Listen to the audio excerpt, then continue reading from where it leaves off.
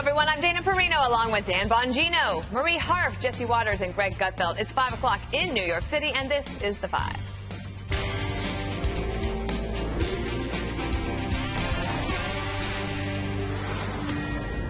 This is a Fox News alert, a must-see TV moment set for tomorrow in Washington. Attorney General Bill Barr and the Deputy Attorney General Rod Rosenstein will hold a news conference at 9:30 a.m. on the dot.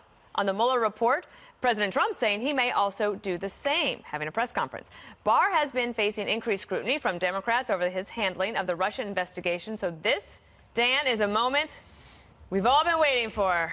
Well, listen, we already get it in the morning. We already know. Whether you like it's it or gonna not. Be must-see TV. I mean, this is up there with the Dallas episode, right? We're being able to wait. No, since I have to be up, yes, it'll be definitely must-see TV. Everybody got to get up and watch. Yeah, I mean, you can't miss it. But we already know the top-line conclusion. Okay, there was no collusion. Matter of fact, there was no effort at collusion, and the Russians tried to collude, and the Trump team said no. My question now, going forward, is what the heck was Bob Mueller doing for 675 days? Andy McCarthy has an absolutely terrific piece where he asked this question. How quickly did Mueller figure out there was no collusion? The Bureau had been up on a wire for a year and a half. They had to know nothing was going on. What was he doing for 675 days? That's an interesting question, just going back to a previous special counsel investigation, which is that Patrick Fitzgerald, the U.S. attorney who was a special counsel for the Valerie Plame case, knew immediately who had leaked the name, and it wasn't Karl Rove. And that still went on for 4 more years, I think, something like that. Marie, you're going to be up, ready? I'm ready. Can't wait.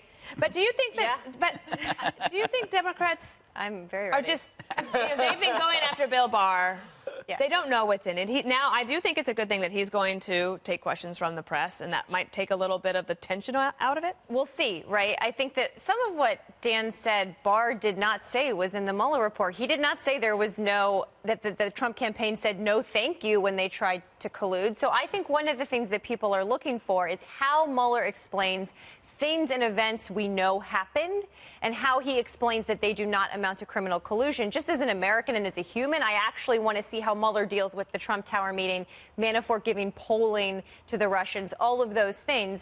I do think that President Trump's tweets about the Mueller report have gotten increasingly, how do I say this nicely, aggressive in the past few days. It seems a little bit like he's trying to preempt what he knows will not be a uniformly good report for him. There will be things in this report that are embarrassing, that all of us sitting around this table would say, I would never have done that if I had worked on a presidential campaign.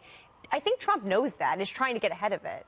Or do you think, Jesse, that maybe he is just, I don't know if it's any more aggressive than before. Yeah, Trump's been ripping the special counsel for a year and a half. I don't think anything's changed there. These past few days, though, feel a little different. Does it feel different for you? Yeah. Well, I'm glad you're in touch with your feelings, Marie. I think 9:30 is a little early. I would have preferred 10:30 or 11. That'd give me more time to go to the gym and digest.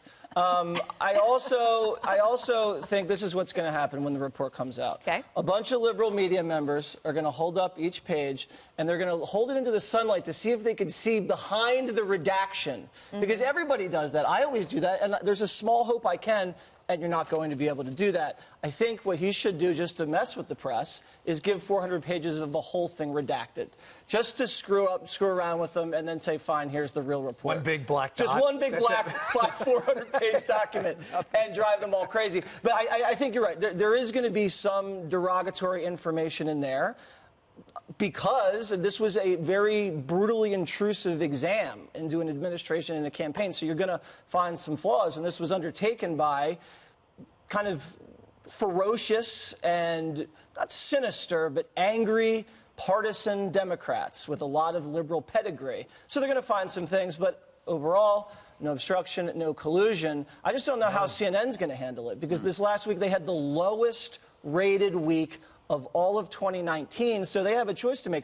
Are they going to now report real news about Spygate, or are they going to continue to push fake news? Because they lost to the Food Network last week, which means people would rather watch a pot boil than watch CNN. Now, you like to, when these things happen, you'd like to get the news, but you also like to watch the other media getting the news. Yeah, right? yes. You know what this reminds me of? Do you remember April the giraffe? Yeah.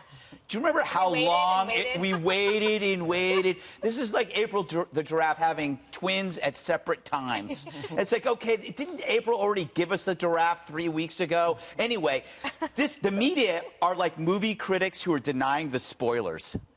Right? They're like, we already know what happened, but they're denying. No. Luke, Darth Vader really isn't his father. No, it is. Sorry, guys. But you know what it is? The Mueller report to the media is like cheap tequila in high school. You try it, you get drunk, and you have a hangover forever, but then you forget about it and you do it again. So they're setting themselves up for feeling miserable on Thursday afternoon. I will agree with you, Marie, and once there is this prison of two ideas. He's vindicated or it's a cover-up. There's going to be a lot of little things going on that people can sink their teeth into.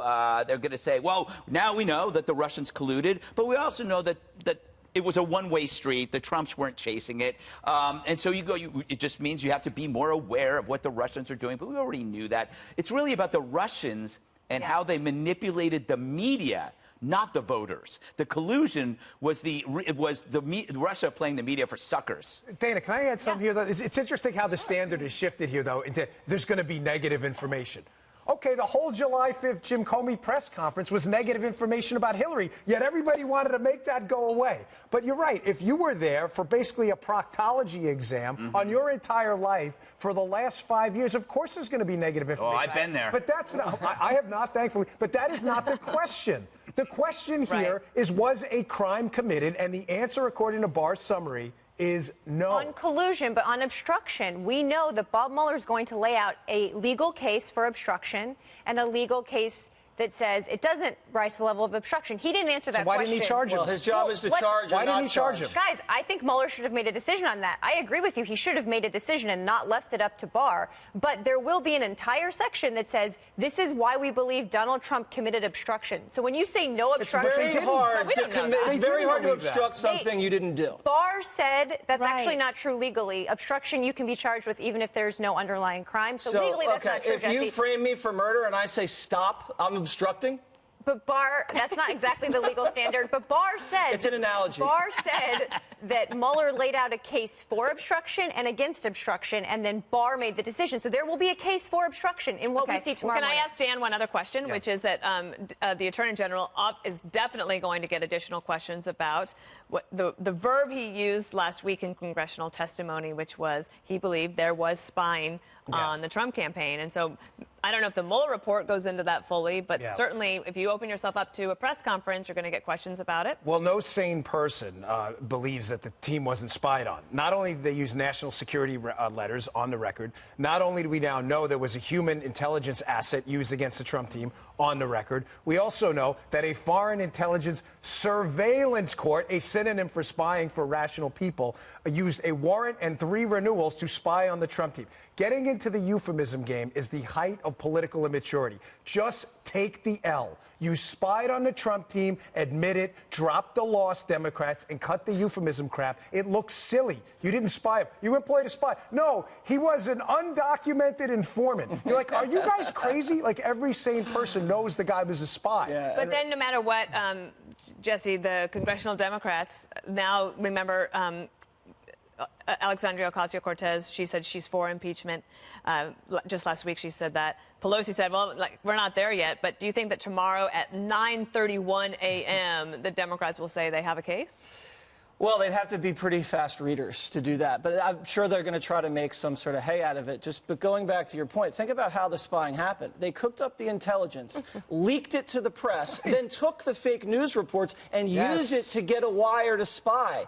And I can tell you now we know this. That is true. I can tell you what we do know. The Trump campaign and all our their officials, they are not as nervous as the Obama officials because they know the wheels of justice are starting to spin against them now. I look very calm right now, I think. That's the ibuprofen. Do you have a last word for us? Good point, Greg. Good point. Do you have a last word for us? I do have. I have kind of an ocular migraine, and I'd like to blame that on John Rich for forcing me to drink whiskey until 10. I cannot see out of my left eye. So it's anybody who has ocular migraines know what I'm talking about. You feel like you're the Terminator. We can't figure out what the cause of your ocular migraines is. So if the people could let sunshine us know. and whiskey That's together.